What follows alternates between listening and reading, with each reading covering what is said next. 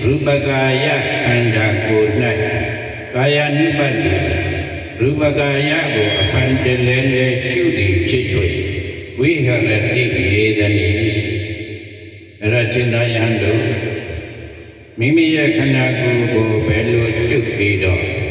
Nijatale Chadayandu Gathenza apedote Egu yahantu Kaya mimiro ya khanda kunai Kaya nipati Mimiro ya khanda go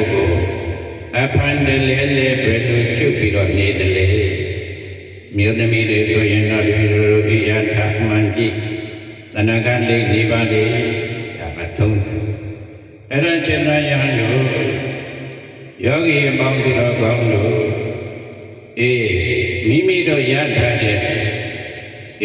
Kaungani chebya anki yatha de Dikhanda goji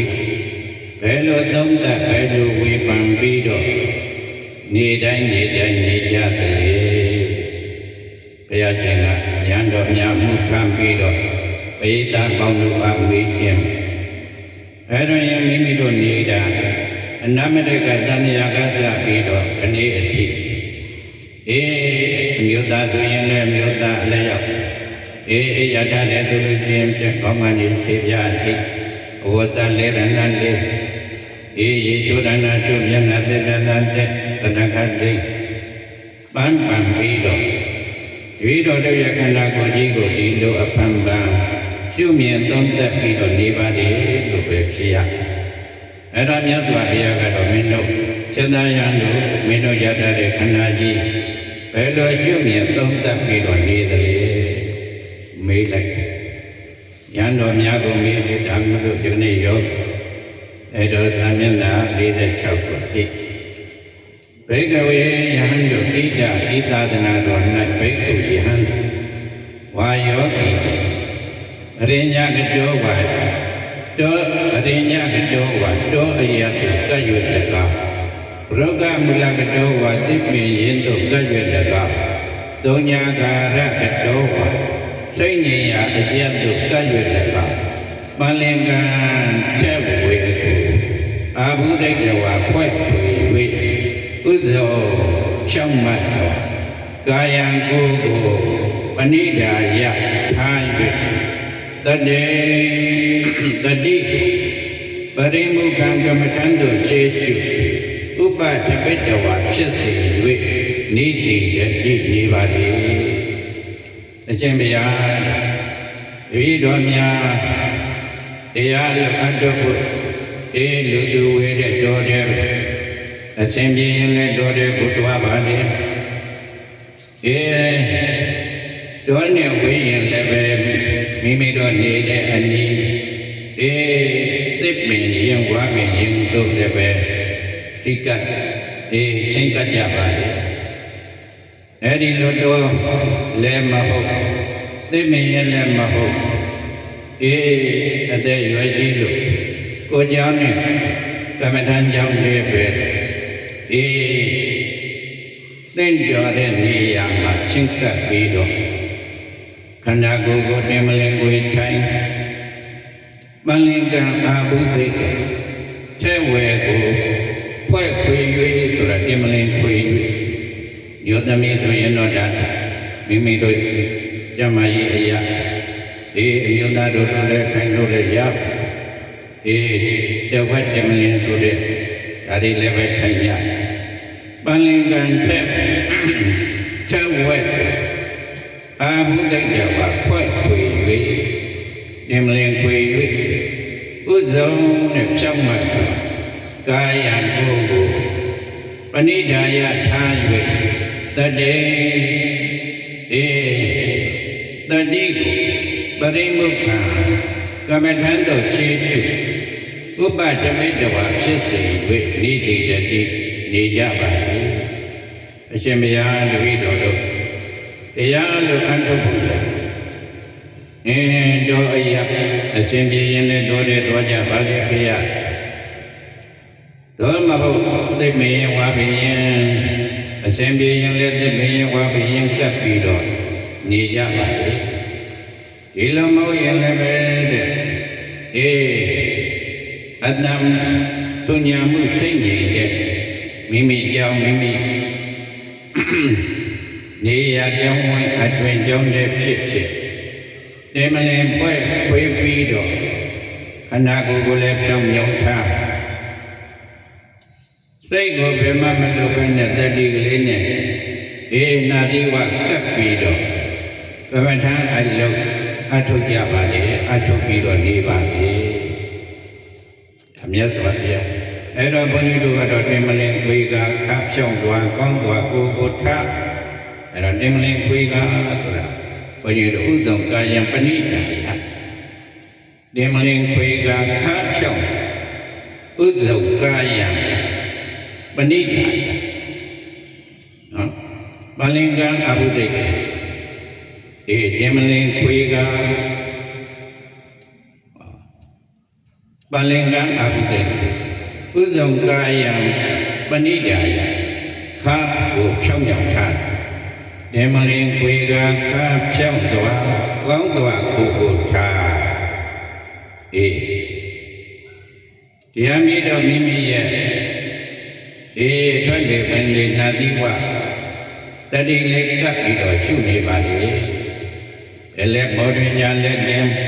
အစဉ်တရွေ့ထားမျက်စိမိကကောင်းတဲ့ကကောင်းသွားကိုထားဆိုတာဒီထဲမှာဘုန်းကြီးတို့ဒါကရိတ်တာရဲ့တည်ငြိမ်မှုခြေလုံးလက်လုံးမဖြစ်အဲ့ဒါပါဠိတော်အနေနဲ့ကတော့ဒီမလင်ကိုလေးထိုက်လက်ကိုပဲလွတ်ထားလို့မှာပါခေါင်းကိုပဲလွတ်ထားလို့မှာပါအဲ့ဒါကြောင့်အဲ့ဒီအပူလေးတွေဘုန်းကြီးတို့ထည့်ထားဒီမလေးခွေကခါဖြောင်းသွားကောင်းသွားကိုထားကောင်းသွားဆိုတာကခါကိုဖြောင်းဖြောင်းထားမယ်ကောင်းလေးကိုတည့်တဲ့ကောင်းရှိကိုမောင်းရင်မကြခင်အိတ်ချင်သွားနဘေးကိုရရင်လည်းပဲကောင်းကိုတည့်တဲ့လေးနောက်လည်းမလန်းရှိလည်းမငုတ်နေမလင်ခွေကခါဖြောင်းသွားကောင်းသွားကိုထားအဲ့တော့ဘယ်လက်ပေါ်တွင်ညာလက်တယ်ဒါကတော့ဒါကဘုန်းကြီးတို့ကတော့ညာလက်ပေါ်တွင်ဘယ်လက်တယ်အစဉ်ထပ်ရတာညာလက်ကညာလက်တန်တဲ့ပုဂ္ဂိုလ်ညာလက်ကအောက်ကဘယ်လက်တန်ရင်ဘယ်လက်ကအောက်ကအဲ့ဒါ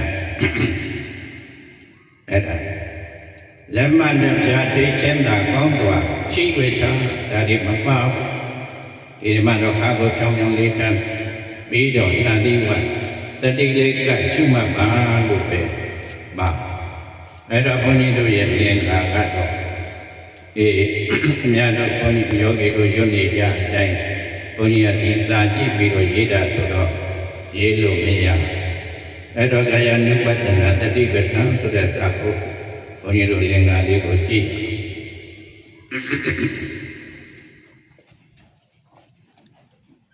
တရားအထုတ်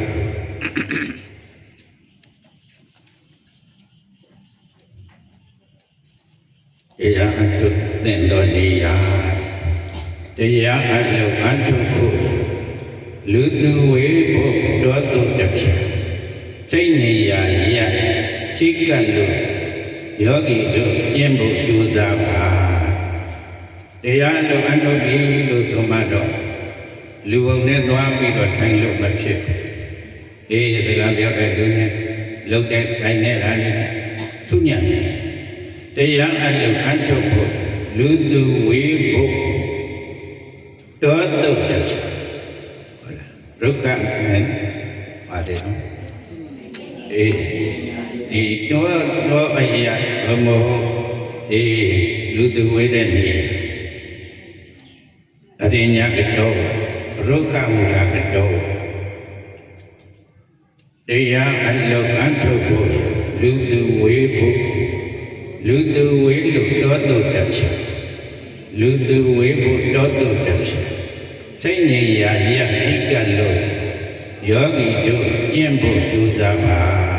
တရားအထုတ်ဖို့နေရာရွေးရတယ်ကိုယ်နဲ့ကိုယ်လည်းပဲစိတ်ငြိမ်နေဆိုရင်ဒီသမီးတွေကလေးတွေမရှိဘူးဆိုရင်လည်းပဲဒါဘုရားရှိခိုးအထုတ်လို့ရဘုရားရဲ့လက်ထက်ကတော့ဒါကဘုရားလက်ထက်ကလွန်ခဲ့တဲ့နှစ်ပေါင်း2000 600ကျော်လောက်ကဟောခဲ့တဲ့ဒေသအဲ့ဒါကြောင့်ခေတ်ကပြောင်းလာတော့ဒီနေ့ယောဂီက1000လောက်ရိတ်တာကြီးတယ်ဆိုရင်1000လောက်900လောက်300လောက်ဆိုတော့တော့တဲ့မလို့ချိန်မရခုနေရာလေးနဲ့ကိုစကားမပြောကြည့်ဒီနည်းနဲ့စိတ်ဉာဏ်ယူပြီးတော့နေကြအဲ့တော့ရင်ဘုရားလက်ထက်ကတော့တရားအလုပ်အထုတ်ဖို့ရလူသူဝေဘုဒ္ဓတုတ္တစိတ်ဉာဏ်ရစိတ်ကလို့ယောဂီတို့ကျင့်ဖို့ကြိုးစားပါတဲ့အလုံးဖတ်တရားအလုံးအထုတ်ဖို့ရလူသူဝေဘုဒ္ဓတုတ္တစိတ်ဉာဏ်ရစိတ်ကလို့သာယောဂီတို့ကျင့်ဖို့ကြိုးစားပါတရားအလုံးအထုတ်ဖို့ရလူသူဝေဘုဒ္ဓတုတ္တစိတ်ဉာဏ်ရစိတ်ကလို့သာယောဂီတို့ကျင့်ဖို့ကြိုးစားပါတရားအလုံးအထုတ်ဖို့ရလူသူဝေဘုဒ္ဓတုတ္တစိတ်ဉာဏ်ရစိတ်ကလို့သာယောဂီတို့ကျင့်ဖို့ကြိုးစားပါသာဓု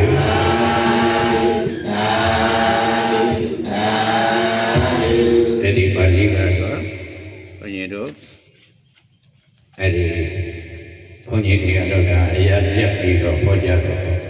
ကတိန္တဘိကဝေဘေကုကာယေကယနုပတ္တိဝိကရတိရှင်သာယဟန်တို့ကိုရဲ့ရှိထားတဲ့ခန္ဓာကိုယ်ကြီးကိုဘယ်လိုရှုမှတ်ပြီးတော့နေကြသလဲမေးလိုက်ဣဒဘိကဝေဘေကုအရိညာကတော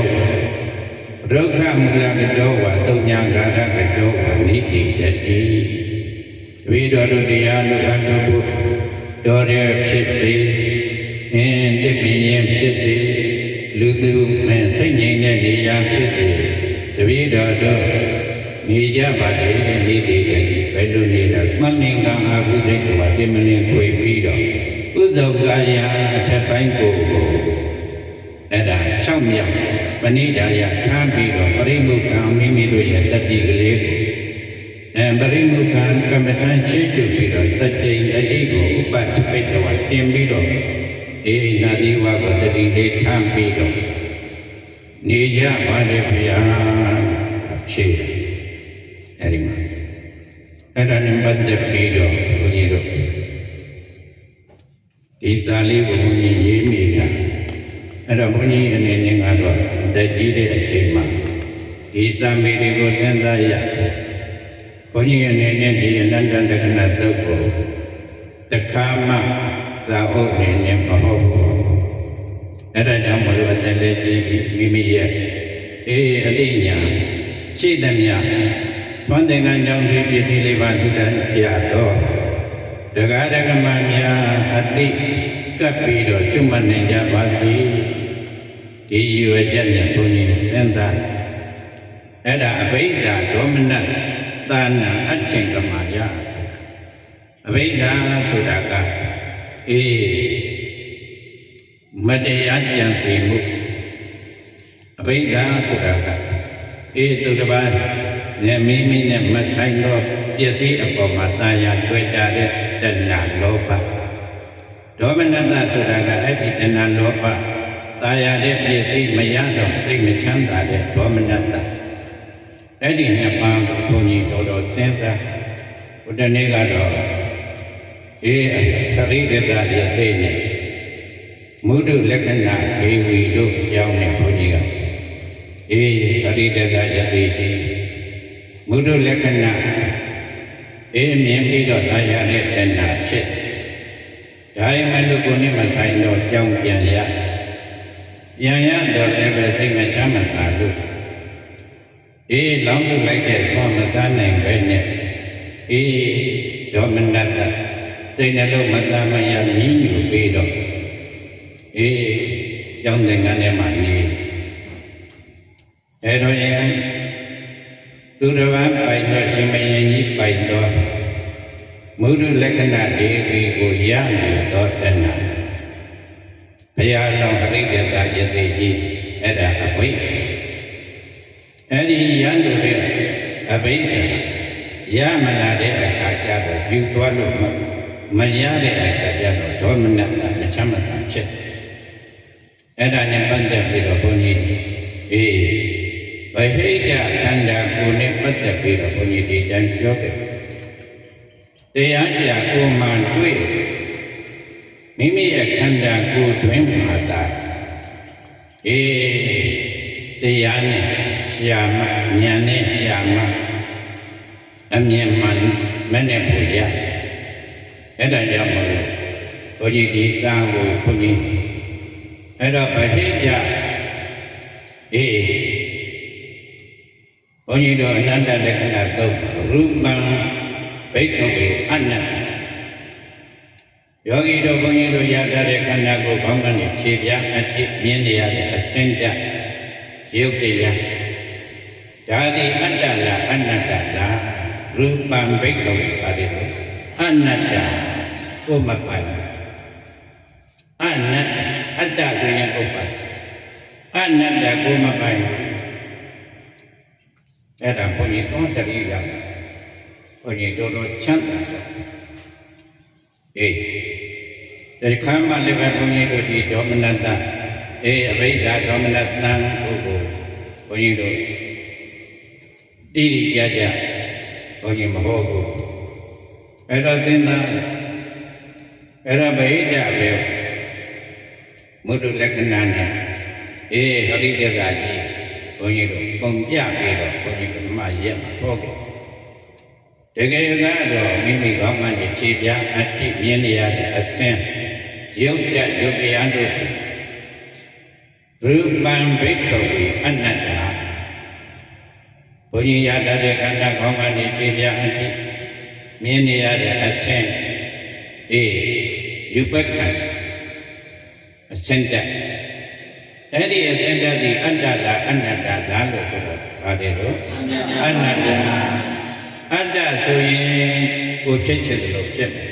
ဟုတ်လားသမင်လေးမဖြူနဲ့ဟုတ်လားမဖြူနဲ့လို့တောင်းတာရရလားသွားမကျိုးနဲ့လို့တောင်းတာကိုရရမသားအရေးတွေမတွန့်နဲ့လို့တောင်းတာကိုရရခါဒီမနာနဲ့ဒုရိမနာနဲ့တောင်းတာကိုရရအဲ့ဒါကြောင့်တောင်းတလို့မရအမြဲနှိမ့်ဆက်နေတဲ့အတွက်ကောင်းကနေခြေပြားအဖြစ်ရတတ်တဲ့ခန္ဓာဒီငါခန္ဓာလည်းမဟုတ်အတ္တလည်းမဟုတ်ပါတယ်အနတ္တခန္ဓာဘုန်းကြီးအဲ့ဒီမှာဘုန်းကြီးတခါတည်းစိတ်တည်းဒီတရားလုံးဒီအနတ္တလက္ခဏာမဟာတတိပဌာနာသုတ်အဘိဓါဒေါမနတဏံကိုဘုန်းကြီးတခါမှထည့်ပြီးတော့ဒီလေလေဘုန်းကြီးမစင်စားဘူးအဘိဓါဆိုတာမတရားသူတစ်ပါးဥစ္စာကိုလိုချင်တာလောဘတဏှာဒေါမနတဆိုတာလိုချင်တာမရတော့စိတ်ဆင်းရဲဒေါမနတဒီလောက်ပဲဘုန်းကြီးတို့အယုံပြည့်ပြီးတော့လာခဲ့အဲ့ဒီအယုံပြည့်ပြီးတော့လာခဲ့ခြင်းဒီကနေ့မဟာတတိပဌာနာသုတ်တုတ်လုံးမှာဟောရမယ်အဘိဓါဒေါမနတာဏံကြတာအဲ့ဒါခက်တာတွေ့အဲ့ဒါကြောင့်မလို့ဘုန်းကြီးစိတ်ထဲကငါအနတ္တလက္ခဏာသုတ်ကြီးယောဂီတို့နဲ့လေးလာပြီးလာပါအဲ့ဒါကြောင့်ခန္ဓာ၅ပါးအနတ္တအနေပေးလိုက်တဲ့စာခန္ဓာ၅ပါးအနတ္တတွင်ယူပံဘိက္ခဝေအနတ္တဝေဒနာအနတ္တသင်္ခါရအတင်ညာအနတ္တတရားပြီးတော့သင်္ခါရအနတ္တဝိညာဏအနတ္တခန္ဓာ၅ပါးရူပခန္ဓာဝေဒနာခန္ဓာတင်ညာခန္ဓာသင်္ခါရခန္ဓာဝိညာဏခန္ဓာအဲ့ဒီခန္ဓာ၅ပါးလုံးမှာရူပံဘိက္ခဝေအနတ္တဝေဒနာအနတ္တတင်ညာအနတ္တသင်္ခါရအနတ္တဝိညာဏအနတ္တအတ္တမို့ပုဂ္ဂိုလ်တဲ့မြင်နေရတဲ့ခန္ဓာကြီးဝန္တာတယ်ဝမ်းနေတယ်ဆိုတဲ့ခံစားမှုဝေဒနာကလည်းအတ္တမဟုတ်ဘူး မှတ်သားတဲ့ကိုယ်ကဘယ်သူပဲဒါကမျက်စိပေါ်ဒါကနှာခေါင်းပေါ်လို့မှတ်သားတဲ့တင်ညာကလည်းပဲအတ္တမဟုတ်ဘူးတဲ့အနတ္တပဲသင်္ခါရအခုနားထောင်နေတယ်နားထောင်တဲ့စိတ်ကလေးနဲ့ကပ်ပြီးတော့ဝရိယတတိဘယ်မှမရောက်ကပ်ပြီးတော့အထုတ်နေတာသင်္ခါရအဲ့ဒီသင်္ခါရလည်းငါလည်းမဟုတ်သူတွေယောက်ျားမိန်းမမဟုတ်အတ္တလည်းမဟုတ်အနတ္တအခုလည်းဘုန်းကြီးကပြောလိုက်တော့ญาติတဲ့ဝိညာဉ်နဲ့ခန္ဓာလေးဖြစ်အဲ့ဒီဝိညာဉ်နဲ့ခန္ဓာကလည်းပဲယောဂီနာနာဖြစ်နေတဲ့ญาติစိတ်ကလေးကလည်းအတ္တမဟုတ်အနတ္တကြားနေတဲ့နာလေးယတ်ထားလို့တားထားလို့မရောဖြစ်ပြီးပြတ်သွားတယ်အဲ့ဒါကြောင့်မလို့ယုတ်ကလည်းအနတ္တဝေဒနာကလည်းအနတ္တဉာဏ်ကလည်းအနတ္တသင်္ခါရကလည်းအနတ္တဝိညာဉ်ဆိုတဲ့စိတ်ကလည်းအနတ္တအနတ္တလို့ဆိုမှတော့အတ္တမဟုတ်လို့ကိုဖြစ်ချင်တယ်လို့မဖြစ်လို့မရကိုမပိုင်ဘူးရုပ်လည်းမပိုင်ဘူးဝေဒနာလည်းကိုမပိုင်ဘူးသင်ညာလည်းကိုမပိုင်ဘူးသင်္ခါရလည်းကိုမပိုင်ဘူးစိတ်လည်းပဲကိုမပိုင်ဘူးဖြစ်ပြီးပြတ်တာလေးအသာစောင့်ကြည့်ကြရတယ်အဲ့ဒါကြောင့်မလို့အဘိဓါဆိုတာမိမိတို့ကြပါလို့ကောင်းကသမင်လေးဒါရုပ်ရူပံဘိက္ခဝေအနတ္တအဲ့တော့ဒီသမင်လေးဒီအတ္တလားအနတ္တလားအတ္တ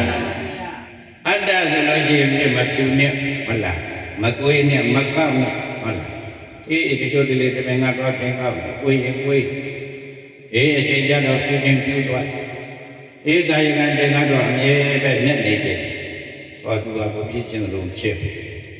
ကိုကဖြောင်းဖြောင်းလေးဖြစ်အောင်တခါတည်းရေထုတ်မှလည်းသိနေပါနဲ့တော့ကိုနေကြတဲ့ကံကြကောက်ဝေး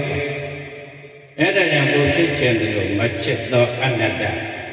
သံပင်ယုတ်တရားပဲအဲ့ဒါကြောင့်ကိုကတော့သမင်လေးအမြဲလှပြီးတော့တာယာအသက်ချင်းလာပြီဒါအဘိဓါမိမိရဲ့ကောင်းကောင်းပေါက်နေတဲ့သံပင်လို့ခေါ်တဲ့ယုတ်တရားကြီးအမြဲပဲဒီလိုလေးပဲညိုမဲပြီးတော့နေကြတာမြင်ရင်တာအဲ့ဒါတဏှာအဘိဓါဥမပိုင်တဲ့အနတ္တယုတ်တရားကြီးကိုအမြဲဒီလိုလေးပဲမဲပြီးတော့နေကြနေရတာနေတော့မဲရကချုပ်တော့အဲ့တော့ချမ်းသာပြီအဲ့ဒါဒေါမနတ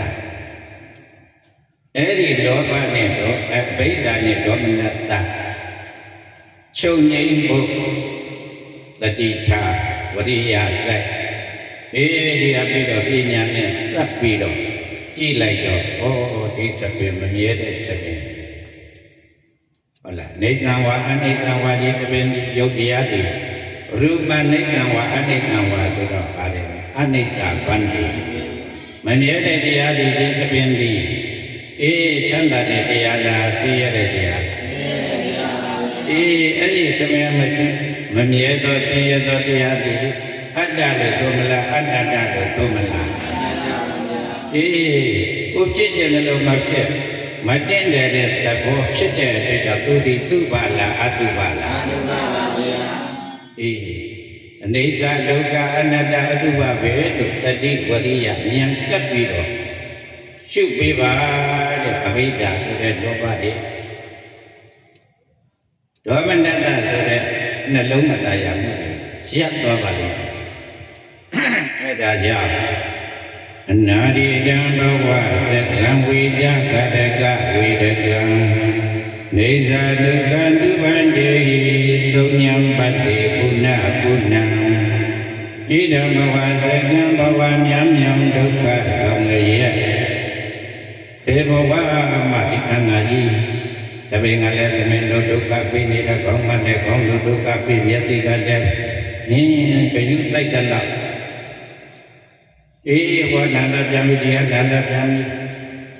မျက်စိကနာလိုက်နာကနာလိုက်သွားကနာလိုက်ခါကနာလိုက်ဒုက္ခဆိုတဲ့တရားကောင်းမှနေဖြေပြအတိပဲနာမရှိကျမကြီးမကောင်းလို့ ရမရေးကောင်းအောင်လို့အကလေးနဲ့ထုတ်လိုက်တော့မနာဘူးလားအတ္တ6စာလောက်တော့မှဒီခန္ဓာမှာဒုက္ခဆိုတဲ့တရားမရှိဒုက္ခအဲ့ဒါကိုမြင်အောင်ကြည့်ပါတဲ့အနာရိတံဘဝသက္ကံဝိဒကာရကဝိဒကံနေသံဒုက္ခဒုက္ခတေတုညံပတ္တိပုဏ္ဏပုဏ္ဏံဣဒံဘဝသက္ကံဘဝမြံမြောင်ဒုက္ခဆောင်ရရဲ့အကောင်းကြီးချမ်းသာတရားပြေယွန်းပြီးသက်ဝန်တည်အခုဘုန်းကြီးလည်းဒီနဲ့ထိုင်နေယောဂီတို့လည်းအသီးသီးနေရာလေးတွေနဲ့ထိုင်နေအန္တမဟာမုရှင်မကြီးအောက်ကလည်းပူလိုက်ထက်ကပူလိုက်ကောင်းကလည်းပဲရာလို့ကိုယ်လေးကြောကရာလို့ကိုယ်လေးဒုက္ခကြီးပဲဒုက္ခကြီးပဲအခုညာနဲ့စိုက်ကြည့်ဒီတဘဝဒီနန်းထိုင်နေအချိန်ကလေးသာဒုက္ခပဲသားဆိုတော့အနမတကတန်ရာကစပြီးတော့ဘောငါဒုက္ခပြီးကြတယ်မျက်စိကဒုက္ခပြီးကြတယ်အကုန်လုံးခန္ဓာကြီးကအတ္တ6စာလောက်ကမှဒုက္ခမပြီးတဲ့နေရာမရှိအတ္တ6စာလောက်ကမှဒုက္ခမရှိဘူးအနာရိနံဘဝသက္ကံဝိဒကာရကဝိဒကံနေသံဒုက္ခဒုဗန္တိဟိတုံညံပတ္တိပုဏ္ဏပုဏ္ဏံဣဒံဘဝသက္ကံဘဝမြာမြောင်ဒုက္ခဆောင်ရရဲ့အကောင်းကြီးချမ်းသာတရားပေယုံပြီးသက်ဝန်တည်ဒီခန္ဓာကြီးလူဖြစ်ခဲ့သလားနတ်ဖြစ်ခဲ့သလားမမင်းခန္ဓာတစ်ခုရောက်ပြီရခဲ့တဲ့ဘဝတိုင်းဒုက္ခဆိုတဲ့ချမ်းသာမှုနိစ္စဆိုတဲ့မြဲတဲ့ဘဝဒုက္ခဆိုတဲ့ချမ်းသာတဲ့ဘဝအတ္တဆိုတဲ့ကိုဖြစ်ခြင်းလို့ဖြစ်တဲ့အတ္တနဲ့လာခဲ့သူ့ဘာဆိုတဲ့တည်နေတဲ့ဘဝဘေးဘဝမှမရအနိစ္စဖြစ်ပြတဲ့ဒုက္ခဖြစ်ပြတဲ့ကိုအမြဲခံရအတ္တမရှိတဲ့အနတ္တသူဖြစ်ခြင်းလို့ဖြစ်တဲ့ခန္ဓာနည်းနည်းလေးမှမတင့်တဲ့ခန္ဓာငယ်တုန်းကတော့ဘုရားကိုပြီးလိမ့်ပြီးတော့ဖြိုးဖြတ်နေပြီးတော့အတလေးရလာတော့ကောင်းလေးတစ်ချက်ပြီးဖို့ညနာလေးသိဖို့ညနာသိတဲ့နေရာရောက်အောင်ကိုမနေလှမ်းနေရရေလေးတစ်ခွက်တောက်ချင်တာမနေတောက်ရဓမင်းလေးတစ်လုံးတစ်သေးရောက်အောင်နေလို့ရဒုက္ခဣဒံဘဝသက္ကံဘဝမြံမြောင်ဒုက္ခဆောင်လျက်နောင်ဘောတပိတော်တို့ဒုက္ခတွေနဲ့သွားမှလာတော့တည်တဲ့ဘဝနိဗ္ဗာန်ရတဲ့ဘဝဒီဘောဒီလိုပဲအခုအတိုင်းပဲသွားမှာကောင်းကြည့်တော့ကောင်းပြင်းတဲ့မျက်စိပြင်းတဲ့နားပြင်းတဲ့နှာခေါင်းပြင်းကိုပြင်းတဲ့ပြင်ရတဲ့ဆိုတာကိုဝတ္တင်္ဂရဒုက္ခဒုက္ခနဲ့ပါအနာတိတံဘဝစေတံဝိတကာရကဝိတကံနေသံဒုက္ခဒုဗန္တိဟိတုံညံပတ္တိပုဏ္ဏပုဏ္ဏံဣဒံဘဝစေတံဘဝမြံမြောင်ဒုက္ခဆောင်ရရဲ့အကောင်းရှိချမ်းသာတရားပေယွန်းဤသက်ဝန်တည်အနာရိဝန္တကဗအစရှာလီရရပိုင်းမရှိနိုင်လေသွားတဲ့ကဝိတော်တို့ဘယ်သူမှစတယ်ဘုန်းကြီးတို့မပြောနဲ့ဘုရားလည်းငါလည်းမသိဘူးကွာငါပုဂ္ဂိုလ်လည်းဘယ်ကစခဲ့တယ်မသိဘူးကျန်တဲ့တတ္တဝါတွေကိုယ်ရည်နွားတဲ့ကိုယ်မပြည့်တဲ့နွားလေးကဘဝရရေထဲမှာရှိတဲ့တတ္တဝါလေးတွေကလည်းအခုသာငါဖြစ်တာအရင်တော့ကလည်းသူဟာသူတွေလည်းဖြစ်တယ်ဖြစ်တယ်အဲ့ဒါကြောင့်ဘယ်ဘဝကစတယ်ငါလည်းမသိဘူးတဲ့အဲ့တော့ဘုရားမှမသိရင်ဘယ်သူမှမသိအနာရိဝတ္တကဗအစရှာလိရရပိုင်းမရှိနိုင်လေသွားတကားဒီခန္ဓာကြီးနဲ့နိဗ္ဗာန်ဒီဘဝနိဗ္ဗာန်ပဲတော့ရမှာမသိသေးသောဘဝများနဲ့ဒုက္ခဆောင်းပြီးတော့ဒီခန္ဓာကြီးနဲ့တော့ရဣဒံဘဝသက္ကံဘဝမြံမြောင်ဒုက္ခဆောင်လျက်အကောင်းကြီးချမ်းသာတရားပေယုံပြီးသက်ဝန်တည်အနာရိဝန္တကဗအစရှာလိရ ရရပိုင်းပိုင်းမရှိနိုင်လေသွားတကားဝိဒကာရကဝေဒကံသူပြုတိဖန်ဒုက္ခံသာဟုသောယံအတ္တမရှိအတ္တယံအင်းလေသွားတကားဒီမျက်စိငါဖန်တင်တာဒီနာငါဖန်တင်တာဖန်ဆဲခြင်းမရှိဘူးတပ်ပေတတ္တကမ္မတယတိကောင်းတာသည်ယတိကောင်းတဲ့အလှကိုလုပ်ခဲ့နာကောင်းတာသည်နာကောင်းတဲ့အလှကိုလုပ်ခဲ့အတန်ကောင်းတာသည်အတန်ကောင်းတဲ့အလှကိုလုပ်ခဲ့ခန္ဓာကိုယ်အတ္တမအချိုးကြတာသည်တပ္ပအချိုးကြတဲ့ဒါနပြုခဲ့သာဝနေပြေလေတာသည်သာဝနေပြေလေတဲ့ဒါနပါလို့ပြေလေတာငါဆွမ်းလို့ငါဆိုတာဘုရားရဲ့တရားတော်မှာငါမရှိကံမရှိကောင်းတဲ့ကံနဲ့မကောင်းတဲ့ကံမရှိအဲ့ဒါကြောင့်ယနေ့အခုဘာလို့လဲကောင်းကံဆိုတဲ့ဒါနကံသီလကံဘာဝနာကံအဲ့ဒီကောင်းတဲ့ကံကကမ္မတကောအဲ့ဒီကောင်းတဲ့ကံကကောင်းတဲ့အကျိုးမိမိ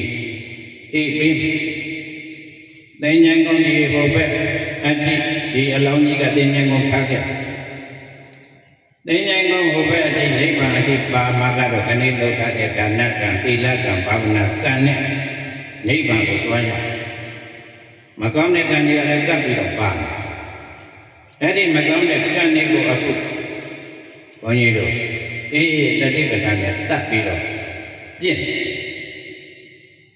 ဣဒံဘဝသက္ကံဘဝမြတ်မြောင်ဒုက္ခဆောင်ရဲ့အကောင်းကြီးကျမ်းသန္တရားပေယုံဤသက်ဝန်တီအနာရိအနာရိဝတ္တကဗကဗအစရှာလေးရလျံပိုင်းပိုင်းမရှိနိုင်လေသွားတကားဝိဒကရကဝိဒကံသူပြုတိဖန်ဒုက္ခံသံဟုဆိုယံအတ္တမရှိအတ္တယင်အင်းလေသွားတကားဘုရားသမီးတွေပညာတတ်ကြီးတဲ့ဖြစ်ချင်တာပဲတထေးကြီးတဲ့ဖြစ်ချင်တာပဲလှတဲ့အမျိုးသားမျိုးသမီးကြီးတဲ့ဖြစ်ချင်မိဘမေတ္တာကငါတတ်ငါအိမ်ငွေတဲ့ငါသားအလုံးချမ်းသာစေငါသားငါသမီးအလုံးပညာတတ်ဖြစ်စေတောင်းတလို့ရရတာမေးသူပြုခဲ့တဲ့ကံလေးနဲ့သူကတော့သူသွားကိုပြုခဲ့တဲ့ကံတိုင်းကိုသွားမိဘကဝိဖတ်ပေးတယ်အဲ့ဒါကြောင့်ကောင်းတဲ့ကံကြီးအတ္တကြီးအတ္တနောနာထောဆိုတာကောင်းတဲ့ကံပါမှာကောင်းတဲ့အကျိုးကဖြစ်အဲ့ဒါကြောင့်ဒီနေရာအပြင်ပန်းဆင်းရဲကံပြီးတော့ဒါနဆိုတဲ့ကောင်းတဲ့ကံသီလဆိုတဲ့ကောင်းတဲ့ကံဘာဝနာဆိုတဲ့ကောင်းတဲ့ကံကိုလုပ်ကြတယ်အဲ့ဒါကိုယ့်ရဲ့ဖို့အဲ့ဒါကိုယ့်ရဲ့မိတ်ဆွေအဲ့ဒါကိုယ့်ရဲ့ကိုယ်ပိုင်ဥစ္စာဘယ်သူမှခွဲပေးလို့မရအမြဆိုမှဓာတုခေါ်တဲ့လူရကိုယ်အမေဘယ်သူမှမ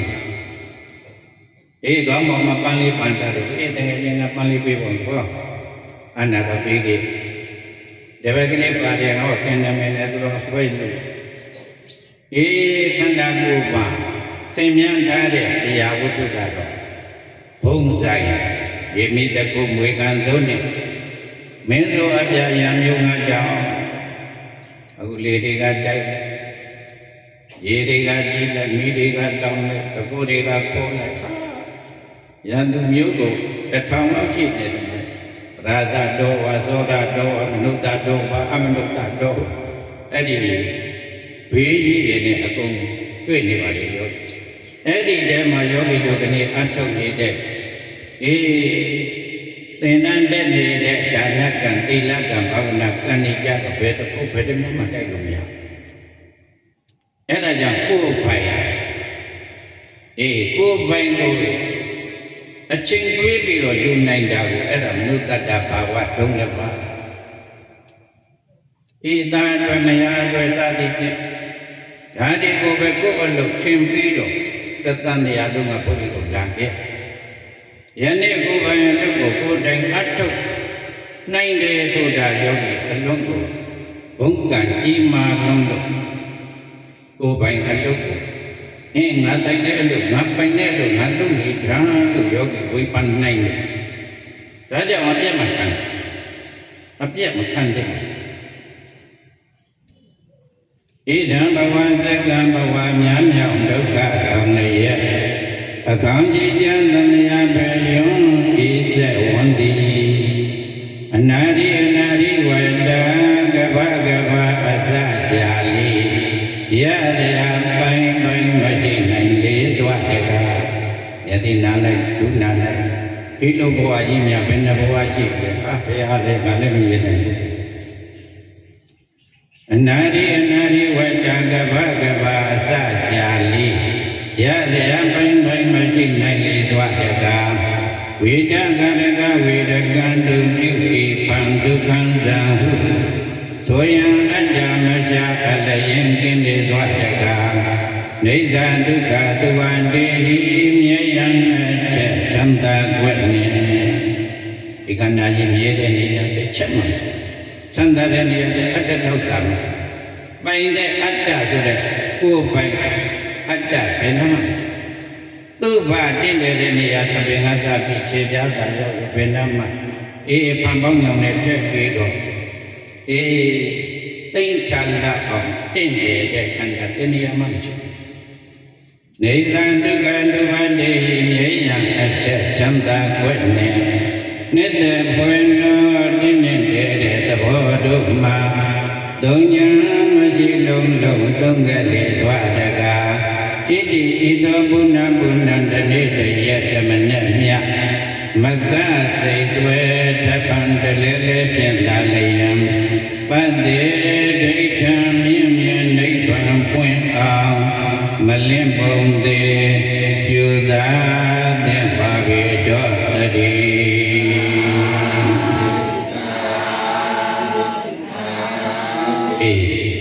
အခုမိမိရဲ့သဘင်လေးအဘိဓါဒေါမနသာနာအထင်အဘိဓါမတရားလိုချင်တဲ့လောဘလိုချင်တဲ့လောဘလိုချင်တဲ့အတိုင်းရမလာတော့ရလာပြန်လည်းပဲထိမ့်ရသိမ့်ရတို့ကြပါသူရွှေလေးဝယ်ရွှေလေးဝယ်ငါရွှေခြင်းတကယ်ကတော့ရုပ်ပဲရူပံဘိကဝေအနတ္တရွှေလို့ပြောတာကအဲ့ဒါအပြောတကယ်ကတော့အတ္တလာယုံ၈ခုပဋ္ဌာန်းဒေသနာနဲ့ပြောရင်တော့ဧကမဘုမဟာဗုဒ္ဓဥပါဒရူပနာသာသာတပစ္စေနပစ္စယောပရိယာမတိသောဝါယောဆိုတဲ့မဟာဗုဒ္ဓလေးပါးဝဏ္ဏကန္တရတ္တဩဇာဆိုတဲ့ဥပါဒာယုအထကတယု၈ပါးကိုပဲရွှေလို့ခေါ်တယ်ရွှေလို့ခေါ်အဲ့ရွှေလေးဟောဇွဲချက်ကပွဲဇွဲချက်ဆိုင်လုံးလုံးကတော့လှလိုက်တာဒါလေးနဲ့သမီးနဲ့တော်တယ်ဒါလေးနဲ့ဇနီးနဲ့တော်တယ်စသဖြင့်မြေးနဲ့တော်တယ်ဝယ်အိမ်ကြတော့လက်ကရွေးကြပေးလိုက်ဒါက900ပဲ900လက်ကဒါက900ဆွဲယူငါက900လက်စုပ်နဲ့အိတ်ကြငါတွေတက်တယ်သဘောတွေကြအဲ့ဒါအဘိဓိတကယ်ကတော့ရွှေလို့ပြောတယ်ငါလက်စုပ်လို့ပြောတယ်900ပတိလို့ပြောတယ်900လက်ကောက်လို့ပြောတယ်ဆွဲယူလို့ပြောတယ်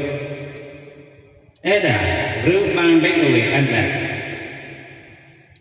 မပိုင်တာကိုကအတ္တ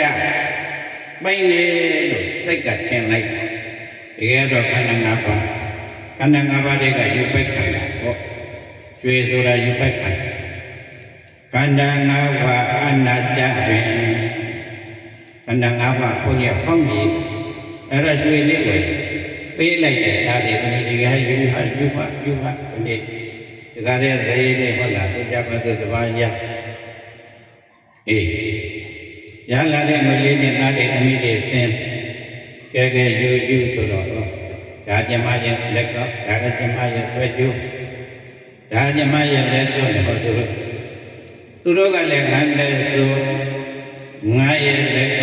ငါရဲ့ဆွေယူထင်သွားအတ္တငါပိုင်နေထင်သွားသိနေရတာနော်တကူမကူအောင်သိရအေးတခါတည်းသူများကိုင်မှာကြောက်တယ်ဒေါမနတ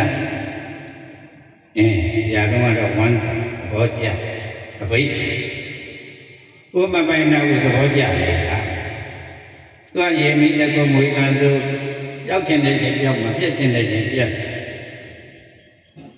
အေးလက်ကောက်လေးမပြောနဲ့ဟုတ်ပြီရာဇဂဝဂရေလေးနဲ့ကျွဲဝါးတယ်ရာဇဂတိသေးကြီးအကုန်လုံးမိသွေးဖြစ်အတ္တလားအနတ္တလားဒီကိုလက်တည်းရှိတဲ့ရွှေလေးလေးအတ္တလို့မထင်နဲ့အနတ္တအနတ္တပြည့်ခြင်းနဲ့ခြင်းပြည့်မှာပြည့်ခြင်းနဲ့ပြည့်မှာအနိစ္စ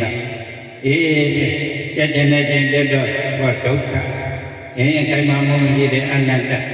အေးမတင်တဲ့အတုပါကိုသင်ញင်ပြီးတော့မရှိတယ်မဖြစ်ဘူးအေးသိရတဲ့ဆိုတဲ့ကစပြီးတော့ဒုက္ခလားဒုက္ခစိတ်တွေချမ်းသာသလားဒုက္ခရောက်တယ်ဒုက္ခရောက်ပါဒေါမနတပဲဘယ်သူကခိုင်မာလို့ဘယ်သူကယူမာလို့အခန်းနဲ့ကိုအခန်းနဲ့ဝင်ကိုပြတ်သုံးတဲ့ထဲကြည့်ပြီအေးအဲ့ဒါဒေါမနတမချမ်းသာဖြစ်တော့ကျွေးမရှိခင်တော့ဘာမှမရှိကျွေးရှိပြီးမှဟုတ်လားအဘိဓါရအောင်လုပ်ပြီးတော့ငါကျွေးလို့သင်ပြီးတော့တာယာအဘိဓါတာယာမိတော့ရင်တင်ရစေရကိုင်နာလေးမကြဒေါမနတအဲ့ဒီအဘိဓါဒေါမနတအဲ့ဒါအပေငရဲကိုပုတ်နေအေးလောဘနဲ့သိပြိတ္တာဒေါသနဲ့သိငရဲနော်ငရဲဒေါမနတဝေဒနာဆိုတာဒေါသမူတွေရှင်းတယ်တိတ်တာကိုတော့ဒီအေးနှမလူနဲ့သင်္ကန်းလေးငါသင်္ကန်းငါသင်္ကန်းကိုတားရမယ်အဲ့ဒါဖိတ်ဘယ်သူမှမေးနိုင်ဘူးကွာနမကလူတာအေးဒီကောင်းရင်တော့ဝတ်ပြည့်မယ်ဒီသင်္ကန်းလေးအပေါ်မှာတကယ်ကတော့ဒီသင်္ကန်းဒီအတ္တလားအနတ္တအေးအနတ္တရူပံဘိက္ခဝေအနတ္တရူပံဆိုတဲ့တရားကအလွန်ကျယ်အဲ့ဒါကြောင့်ကိုယ်တော်ကြီးရခုတပိဟောလာနမကတူတဲ့သင်္ကန်းငါသင်္ကန်းတာယာဆွဲလန်းနေတာအဲ့ဒါဘိဓိဆွဲလန်းရင်နဲ့ဟောသင်္ကန်းကမောပြီးသွားပြီးတော့စိတ်ကမချမ်းသာသိရသလားဝတ်လေရသေးမိုးလေရတဲ့စိတ်ကိုချမ်းသာပါဒေါမနတနဲ့သေသွားတယ်သေတော့အခုဘာဖြစ်လဲနှမ်းသွားဖြစ်တယ်အဲ့ဒါသင်္ကန်းတဲ့သူဖြစ်တယ်တရားသူကဒီလိုရင်းနဲ့အပြည့်စင်တာအဲ့ဒါစင်တာဟုတ်လားတော့ရတယ်အေးအဲ့ဒါကြောင့်မရှိလည်းမကောင်းရှိပါတယ်မရှိမကောင်းရှိမကောင်းအဲ့ဒါဆင်ကျင်တတ်ဖို့နော်ဒီလိုရင်းနဲ့အပြည့်မမြဲတဲ့အနေအထားတွေမကောင်းတဲ့ဒုက္ခတွေခိုင်မာမှုမရှိတဲ့အနတ္တတွေမတည့်တဲ့အတုပတွေပဲလောကမြင်ကောင်းအောင်လို့သာစောင့်ထားရအဲ့ဒီစိတ်နဲ့အနေကဒုက္ခအနတ္တအတုပနဲ့တတိဝရိယတမ္ပတင်နဲ့ရှင်းပြီးတော့မြင်မှအဲ့ဒီအဘိဓါဒေါမနတအကုသိုလ်ရပြီးတော့အစင်းမြင်တဲ့လူနတ်နိဗ္ဗာန်ရမှာပါယောဂီရဘုန်းကြီးတို့အဘိဓါနဲ့ဒေါမနတကိုဘုန်းကြီးတော်တော်လေးကိုစဉ်းစားတယ်ခန္ဓာငါးဝါအနတ္တပင်ဒုက္ခတင်မမြင်တနာဝင်တော်သည်ဒိဋ္ဌကိုယ်ကြီးပဲပြောပါမယ်ဟုတ်လားကိုယ်တော်ဒီလည်းသင်္ကန်းကနေတာဘုန်းကြီးတို့လည်းနေအဲ့တော့ရှင်းရင်ရအဲ့ဒါကြောင့်ဘုရားရှင်ကလည်းသင်္ကန်းကိုရှင်းရင်ဟုတ်လားသံကိုရှင်းရင်ဆိုတာအဲ့ဒီအပေါ်မှာတဏှာဆိုတဲ့အဘိဓိဒေါမနတ ဖြစ်လက်လို့ရှိရင်ခုနကဒိဋ္ဌာကိုတော့ဘာဖြစ်တမ်းဖြစ်အဲ့တော့ဘာဖြစ်ပြိတ်အဲ့တော့လူစင်စိတ်ရဟန်းစိတ်ကပြိတ်တာဆိုတာဒီသင်္ကန်းကပို့တာလည်းမဟုတ်နှမကပို့တာလည်းမဟုတ်ဘယ်သူကပို့အဲ့ဒီအဘိဓါနဲ့ဒေါမနတကပို့လိုက်တာနော်သင်္ကန်းလေးတဲ့သုံးကိုတွားပြီးတော့ဆွဲလိုက်အဲ့ဒီပုံမှာသင်္ကန်းမောတန်းဖြစ်နေကိုတော်တွေကမတတဏကတန်ကြီးကကွာဒိဋ္ဌာကိုတော်ကြီးပြန်တော်မူပြီးတွားယူမယ်သွားဆွဲအဲ့ဒီသင်္ကန်းပေါ်မှာတန်လေးဟေ့ငါသင်္ကန်းမယူနဲ့ငါသင်္ကန်းမယူနဲ့တန်ကပေါ်လာအဲ့တော့တန်လေးကသေးသေးဆိုတော့ကိုတော်ကြီးကမကြောက်ဘုရားရှင်ကတော့ဒိဋ္ဌစက္ခုဒိဋ္ဌတော့တာမလောက်ပဲဝေးတဲ့နေရာကမလောက်ပဲသေးတဲ့အတန်ဖြစ်ဖြစ်ဘုရားရဲ့နာတော်ကြားဟေးမင်းတို့9ရက်တည်းမှာဝိပဿနာလို့အသင်္ကန်းပေါ်မှာဖြစ်နေတဲ့တန်ကသူသင်္ကန်းမယူနဲ့လေ9ရက်တည်းမှာဝိပဿနာအဲ့ဒါကြောင့်မို့လို့ဘုန်းကြီးတို့ဒါလေးတွေ9ရက်တည်းရဲ့ဒါလည်းပဲဖတ်တယ်ပြုတယ်ဆိုတာလေဘုန်းကြီးတို့ကနေ့သားတယ်မဝေဖန်ရဲဘူးအကောင်လုံးဟောဝေဖန်တရားဝေဖန်နေအဲ့တော့အဲ့ဒီတိတ်တာတော့အဲ့ဒီတိုင်းပဲအဲ့ဒါကြောင့်ယဟန်ပဲဖြစ်ဖြစ်ရှင်ပဲဖြစ်ဖြစ်လူပဲဖြစ်ဖြစ်အပေငရဲကိုရှင်ရမရောက်ဘူးရင်းသားပြန်ရဖို့ဒီကတော့ပြန်ဖြစ်ဖို့လူပြည်တဲ့အထက်နတ်ပြည်ဓမ္မပြည်ဖြစ်ဖို့ထောမတဲ့ဖြင့်နိဗ္ဗာန်ရဖို့မဟာတတိပဌာနာသုတ်တော်ကြီးကိုအမှားတွေပြင်ပြီးတော့အမှန်လမ်းကတက်ဖို့တို့ကြိုးစားခြင်းပဲအိရှိတာတွေအကုန်ပြည့်ရဓမ္မလားပြည့်စိတ်ပဲ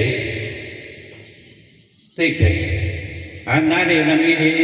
အကုန်လုံးတပည့်တော်တို့ခွာရမဟုတ်ဘူးကိုယ်စိတ်ကလေးကိုပြင်ရဒါဖြင့်တတိပဌာနာသုတ်ကြီးရတဲ့ရှင်ဘုရားအကြီးကြီးပဲအကုန်လုံးဒီတောင်လုံးပဲတပည့်တော်တို့ကျင့်ရမှာမဟုတ်ဘူးကိုယ်နဲ့နာကိုကျင့်ကိုယ်သဘောကျရကိုကျင့်ငါ့ဝက်ချက်ထားတဲ့သမီးကအဖေတို့အမေတို့စားကြကိုကြက်တဲ့ငယ်လေးစားတာပဲငါ့ဝက်လုံးစားတယ်လို့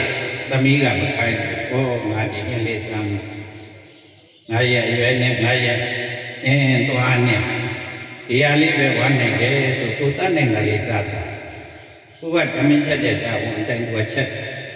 အဲ့ဒီလိုဘုရားကလည်းလူတွေနဲ့တတ်တော်တွေကမြင်တဲ့အတိုင်းလဲတာပဲအဲ့ဒီလူတွေနဲ့တတ်တော်တွေကြဲ့ရရွေးပြီးတော့ကျင့်နိုင်ပါစေဆိုပြီးတော့ကာယ ानु ပတနာတတိပဋ္ဌံဝေရဏ ानु ပတနာတတိပဋ္ဌံစိတ် ानु ပတနာတတိပဋ္ဌံဓမ္မ ानु ပတနာတတိပဋ္ဌံဆိုပြီးတော့တတိပဋ္ဌံ၄ပါးအဲ့ဒီမှာလည်းပဲအများကြီးအကြည့်အကြည့်ဟောတယ်အဲ့ဒါဘာကြောင့်လဲဆိုရင်တတ္တဝါတွေများလို့တတိပဋ္ဌာန်အကျယ်အရာဟုတ်ကဲ့အဲ့ဒါကြောင့်တတိပဋ္ဌာန်၄ပါးပဲဘုရားရှင်ဘာကြောင့်ဟောခဲ့တယ်ဒီနေ့ဘုန်းကြီးရေးထားတဲ့ပဋိသမိတာမက်ကညမဂုံတုကျန်ဒုတိယတွဲမှာဘုန်းကြီးလှမ်းကြည့်လိုက်တော့တတိပဋ္ဌာန်၄ပါးဟောရခြင်းကြောင့်တတ္တဝါဝိနည်းတို့ရဲ့အကျိုးမှာတဏှိသုဘဒုက္ခမိစ္ဆာအတ္တဟုသောဝိပန္နာတကိုပယ်ခြင်းအကျိုးတတိပဋ္ဌာန်၄ပါးသာဘုရားရှင်ဟောတော်မူပါသည်ဆိုပြီးတော့ဘုန်းကြီးအဲ့ဒါဘုန်းကြီးလာကြတဲ့ဘုံတုအတွက်ရေးတဲ့ကျမ်းမြတ်မှာနောက်တာမိတဒုက္ခဝေဒနာတို့နိရာမိတဒုက္ခဝေဒနာတို့အဲ့ဒီလေးပဲဘုန်းကြီးဒီမှာတွေ့အဲ့ဒါကြောင့်တတိပဌာန်၄ပါးဘာကြောင့်၄ပါးသာဟောရတယ်လို့ဆိုရင်တတ္တဝါအနန္တကမြင်ရတဲ့ခန္ဓာ၅ပါးကိုသုဘလို့ထင်ကြတယ်ကွာဒီအမိတို့ရင်ဒုက္ခတရားကိုဒုက္ခလို့ထင်ကြတယ်ကွာအနိစ္စကိုနိစ္စလို့ထင်ကြတယ်ကွာအတ္တကိုအနတ္တကိုအတ္တလို့ထင်ကြတယ်လွယ်ပြီးတော့အတုပဘာဆိုတုပဒုက္ခဘာဆိုဒုက္ခ အနိစ္စပါဆိုနေစ္စအနတ္တပါဆိုအတ္တထင်မှန်းနေတဲ့ဝိပ္ပန္နသကိုအေးပင်တတ်ဖို့အတွက်မြတ်စွာဘုရားတတိပဌာန်၄ပါးကဟောပါတယ်ဘုန်းကြီးတို့အဲ့ဒါဒီတတိပဌာန်တောက်ထဲမှာမှတ်ပါဘုန်းကြီးတို့ဒါပဋိသမီတာမက်ကယူပြီးတော့ဘုန်းကြီးပြောခြင်းအဲ့တော့ဒါကြောင့်တို့ဘာလို့သင်္นานတရားမှာနေရတာကသားနဲ့သမီးနဲ့ဒါကကျန်တာပေါ့ဒါကသမီးပေါ့ဟောဒီသားကတိတ်ထိန်မာတာအဲ့ဒါကြောင့်ကျွန်တော်တို့ကချစ်တာကျမကချစ်တာအေးသမီးကလည်းပိလူကံလို့ချစ်တာအေးချစ်တာလေးတွေကတော့အမျိုးမျိုးပဲလှလို့ချစ်တယ်လိမ္မာလို့ချစ်တယ်ပညာတတ်လို့ချစ်တယ်ဝိပိလို့ချစ်တယ်ပြုလို့ချစ်တယ်ဆိုတာအဲ့ဒါကိုယ်မပိုင်တဲ့ကိုယ်ခန္ဓာတော်အနတ္တနဗေကတနဲ့သမီးဆိုတာပို့ပြီးတော့အနတ္တပေါ့အဲ့ဒီအနတ္တကိုချစ်တယ်ခင်တယ်ဆိုတာအဘိဓါအေးအဲ့ဒီတတနမိသားဒီတစ်ခုဖြစ်တဲ့ဟောဒေါမနတမချမ်းသာအဲ့ဒါကြောင့်လို့မိအနာမှာရှိတဲ့သာဘောသမီးဘောမတိပြောနေအဲ့ဒါမိအေးကျွန်တော်ရဲ့ခန္ဓာပေါ်အဲ့ဒါလည်းမိမျက်လုံးလေးဆွဲပြီးတော့ကိုယ်နဲ့ငါတိတ်တာနှမ်းလေးဆွဲတယ်ဆိုတာအေးငငလေးဆွဲတယ်ဆိုတာသူ့တိုက်နဲ့သူ့အတူသူကိုရှုနေကိုပတ်သင်္ကန်းကသူ့အတူနေအေးကိုယ်ကလောဘဖြစ်တဲ့ဒေါသဖြစ်တိတ်တာနဲ့သင်္ကန်းနဲ့တခြားအေးတိတ်တာခန္ဓာကိုယ်ဒီအနတ္တအေးသူဖြစ်နေတဲ့စိတ်အဲ့ဒါလည်းဝိညာဏအနတ္တအေးအသင်္ကန်းပေါ့လို့ဖြစ်နေအဲ့ဒါဒိဋ္ဌိအဲ့ဒီလိုဒိဋ္ဌိငါသင်္ကန်းလို့ထင်ပြီးတော့တာယာရကတဏ္ဍအဘိဓိအေးသင်္ကန်းလေးနဲ့ခွဲလိုက်ရတော့ဟောစိတ်ကမချမ်းသာဘူးဒေါမနတသေတယ်တမ်းဖြစ်တယ်နမနဲ့လည်းမဆိုင်ဘူးသင်္ကန်းနဲ့လည်းမဆိုင်ကိုရှုနဲ့ကိုပတ်အဲ့ဒါကြောင့်မလို့ကိုရှုနဲ့ကိုပတ်ဖို့အေးအချမ်းရလီရှိထားတဲ့ရွှေတွေငွေတွေတိုက်တာကသိစိတ်မှန်သမျှအတ္တကလေးရှုကလိုက်ထွက်ပြီဆိုရင်အေးဖွဲသဖွဲပဲဘာမှသုံးရကိုယ့်အတွက်ဘာမှသုံးရဘယ်သူမှလည်းထဲမလို့ထဲမပေးပဲနေနေငါပြည်သေးလေးတော့ဘယ်လိုသုံးမှမသိဘူးလို့သွားဆွဲရင်တော့အဲ့ဒါသွားတယ်ကိုယ်နဲ့တိတ်တာဖြစ်မှာအဲ့ဒါကြောင့်တိတ်ရေးကြီးတယ်ပိဋကတ်ကြီးဒါကြောင့်အရေးကြီးတဲ့ဘဝခကြီးရှေ့ဆက်သွားရမယ်လမ်းကြောင်းတက်နိုင်တဲ့မြတ်ဖြောင်းတန်းဖို့အတွက်ဓမ္မသိန္ဒနံဓမ္မသတ္တရှင်းနောက်ဆက်လျက်ဖြစ်ပြနေဟံကြောင့်ပြုမှန်ကိုမှန်မှန်ခွဲဝေဒေါရတွေတန်စီတွေနေရခြင်းသည်ဘောနာတို့တွေတို့ကြကိုကျိုးပါတဲ့ဖြင့်ဓမ္မကုနေဝမ်းရောက်ွယ်